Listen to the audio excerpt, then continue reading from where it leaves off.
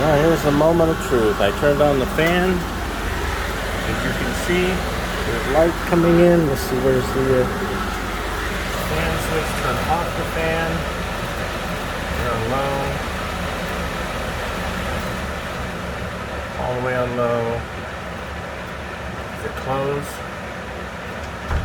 Okay, let's turn it off. All the way off. No, and you can see that the vent closes. Okay, so now let's turn it on low and see if it opens. That's low. Hopefully it doesn't open on low, but we'll see.